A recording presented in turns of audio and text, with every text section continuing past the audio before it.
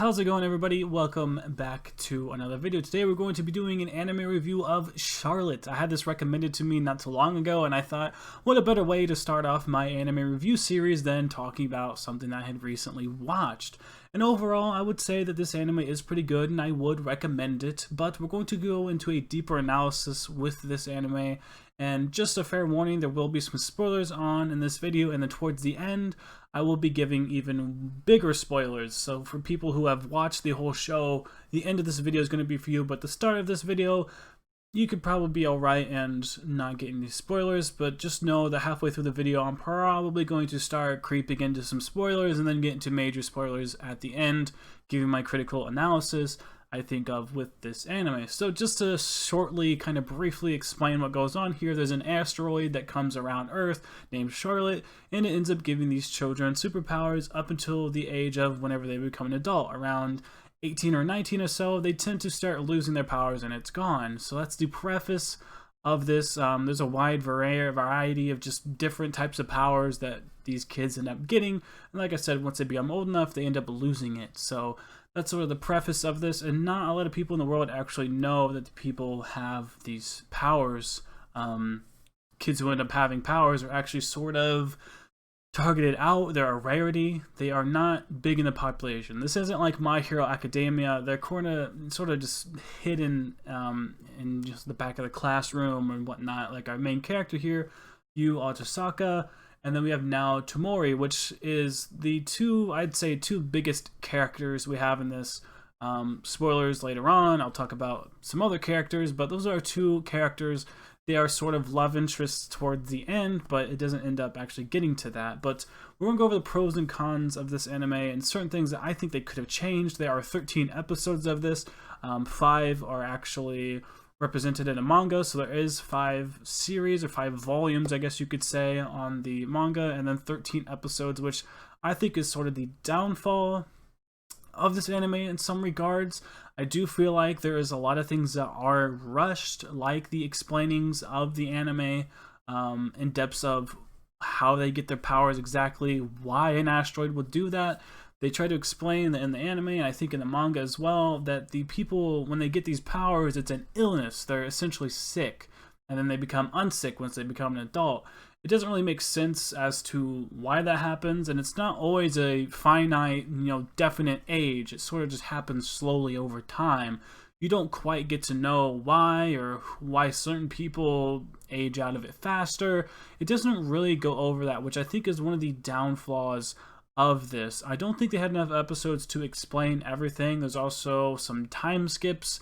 I think necessarily there's 2 of them and a couple more towards the end, which are kind of just flashbacks, so not actually real time skips, but there's 2 time skips and some rewinding time as well. So this anime does have some of those elements, and I think some of those are actually pretty cool. Some of the time skips are, but you can tell that because of time constraints, they definitely ended up leaving out some stuff in some of the time skips. You can kind of tell that it just showed the character just, like a montage style of what's happening with him. So our main character here, Yu, he has the power to control people's bodies. He can just, once he thinks about them or thinks about their feelings is what he says, he becomes them for a brief period of time. I think 6 seconds. I don't really know why they say it's 6 seconds, I don't believe, but he becomes it for 6 seconds, and he ends up being hunted down by these other kids who also have these abilities as well. One of them being Tomori, the character you see there on screen with the camcorder. She is the one who ends up finding him and teaches him basically that there are a ton of kids who also have powers and that they eventually grow out of them and whatnot. And that's sort of the preface of the story, and their job is to go out and find other kids who have powers and bring them back to this school. This school is protected for those who have powers, so people will not hunt them. You can kind of see that in a world where kids have powers, if they did, find them, they'd be kind of a delicacy. You have this little kid who has powers. They'd probably get kidnapped, snatched, or studied on, is what the show likes to say, that there's scientists who would inspect them, dissect them to see why they have these powers.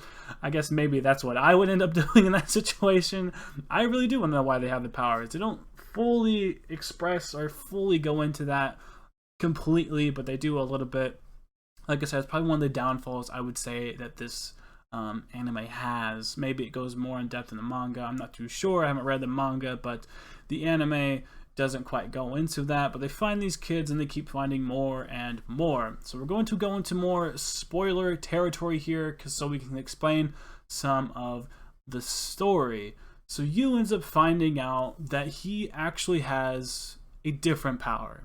He can take over people's bodies, but he actually ends up taking people's powers whenever he becomes them. He literally just takes them. He's sort of a power sponge. He can take many people's powers. He can take, everybody's power, essentially.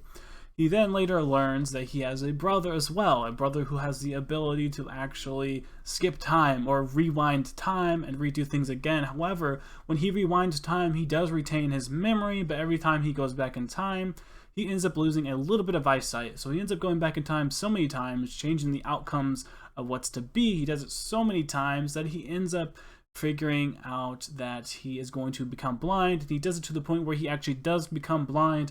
However, his rewind ability, he needs to have sight because he uses the light in his, eyes to actually go back in time. That's what the anime says is his older brother's power, and they have a younger sister as well who ends up dying in the show, but because of certain rewind techniques, she ends up living. So the rewind ability is actually useful and is nice. What we learn is that Yu, a long time ago, was actually snatched by scientists. In the show here, it starts off with him not being anywhere near that. We just learn about people having powers, and it sort of slams us with the realization that this is already a rewound, I guess you could say split in time, where Yu doesn't even know he has an older brother because he's went back in time so many times that it's just not even worth knowing that he has a brother at this point. They also have a person who can take away people's memories, so his older brother, Yu's older brother, goes back in time, erases his brother's abilities, and you figure out that this school that is actually there is actually by Yu's older brother. He's been going back in time doing this. Probably one of the biggest twists, I think, and I really enjoyed that, and I think that whole part for me kind of sold it with me, figuring out that they were inside this science experiment for so long and they were being tested on for so long, to find out that that reality was the first actual reality, and the one that we were watching the whole time in the show, from episode 1, actually wasn't the first reality. It's sort of an Amari Nikki or Future Diary kind of instance where what we're actually watching isn't the first outcome of what this is. This is actually the second iteration. This is the second go around on what is currently happening. So Yu ends up figuring out that he is a power sponge during this whole experiment, the first outcome of what is happening, not what we see in the show in the first episodes, but with the first outcome where they're actually science experiments. Yu ends up soaking up a bunch of powers and ends up freeing his brother because he knows his brother can rewind time. So if he frees his brother can rewind time. Yu ends up in the reality that we see, the second outcome, or actually it's probably multiple outcomes down where the actual show is going on in the first couple episodes. Yu ends up hearing a song that reminds him that he has heard this before. It's because going back multiple outcomes before his brother did things, he had heard a certain song technically beyond the point of which he currently is in time. Person goes on stage, plays a song, he hears it. I've heard that before because in the past reality, I had already heard that in the future. So he somehow ends up seeing the cracks in the realities. It doesn't say that with anybody else really, but he ends up seeing these certain cracks in reality. When it comes down to it, Tomori and the rest of the people who helped him and got him there, they already knew about this and knew about his power sponge ability. That's why he was so sought after and so easy to capture and bring to the school. Not really capture, but bring to the school. And then he eventually learns about his brother's ability and eventually learns where his brother is, and they all end up getting together. I think just that in general and just that whole aspect of everything is probably one of the best things about this show and is why I would end up rating it so high. It has a 7.8 out of 10 on myanimelist.net, a 7.5 out of 10 on IMDb, and a 4.5 out of Crunchyroll. And I would agree that those are pretty solid judgments on this. I think it's really cool how they do it with the powers and everything. Like I said, still a pretty good show. There's a lot more I could say about this, however, I don't want to ramble on forever. I do think this is a good show, and honestly, even with some of the bad things like not being able to understand the powers fully and other things, there are also some other stuff that we need to go over with this as well, and I think it is the episode limit, the 13 episodes. There becomes a time where Yu is just going around literally just killing and murdering people, and you figure out that Tomori the whole time was actually watching him. She has the power to become invisible to one person. She watches that the entire time, and right as he's about to take drugs, she stops him. It's like, why didn't she stop him a long time ago? He was like literally murdering people practically. He wasn't killing them, I guess, but he was beating them up to the point where they were probably hospitalized. If not, they probably could have been dead just based off of the conditions he left people in. It really strange that Yu did all this. Tomori does that, and then the time skip happens, and Tomori doesn't remember that. Like, towards the very end of the show, Tomori's with Yu. It's like, would she have been with him knowing that he just easily, way back in the past, murdered people practically? I don't know. I don't know if that's exactly, if she would exactly do that, because she doesn't know any of that happened. Yes, technically it didn't happen because time was rewound and changed. Technically that didn't happen and she doesn't remember that, but he does, and he does know that he had did that at one point in time. That's the thing that really makes me think like, I don't know, maybe you should tell her that.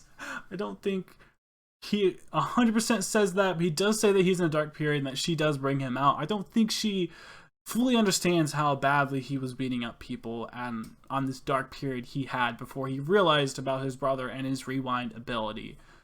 This is shortly before that ends up happening, so yeah, it's pretty interesting to think of that in those regards. I think the show could expanded more on their relationship with that. The show could have had a couple more episodes. I would have liked this to have been like a 24 episode anime. I think that would have been enough. Yu eventually at the end realizes he needs to go take everybody's power so everybody's equal and then nobody is a target anymore. And this is definitely like that 80s montage of slowly over time he's becoming darker and darker and more jaded because he's going around taking so many people's powers and he's blowing up buildings, and he's basically just the strongest man alive. He's like literally a god. He can just do anything he wants, take anybody's power, get anything he wants to get. But it's only Tomori who is actually keeping him in line and making him remember what home is. She gives him this little flashcard thing that has different languages on it so he can read them and understand. He's supposed to be like Japanese, but he's speaking English. It's a dub. It's weird. So he's like going to places where he needs to speak English, and he's reading these little English flashcards essentially on this little keychain. He keeps that with him the whole time he's doing this. Before he sets off, she gives that to him before he sets off to do all this stuff. So that little thing is kept with him that keeps his sanity. She sort of keeps him in line, in check the whole time. And at the end, whenever he does take everyone's powers, he eventually then ends up getting with her, and I believe Yu's memories erased of those certain things, and I believe everybody's memories erased, so that is not happening. I was somewhat confused with the ending. I think the ending could have had a whole other extra episode just to wrap things up. Would have been nice. This felt super rushed at certain parts, especially the ending parts.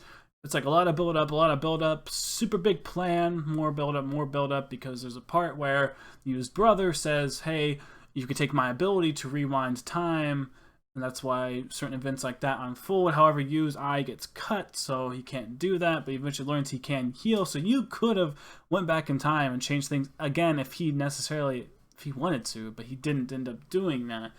There's bigger plans, there's big things that end up happening throughout the show. I'm not going to say all of it because I do not want to mess all of that up for you. Even with hearing this video, there's still a lot you could, still see, and there's a lot of characters and character developments that actually are really nice. And characters I didn't even mention yet because I don't want to ruin it too much, but I would say just with this review, I'm going to limit it at that, and I think this is a pretty good stopping point just on this in general. If that is enough to make you sound like you're going to like this, then definitely go do it. I think with these anime reviews, I'm going to rate these out of 100. So from a 0 to 100, I honestly think I would rate this anime like a 79 or like an 82, like somewhere between there, like 79 to 82, like 80, 81.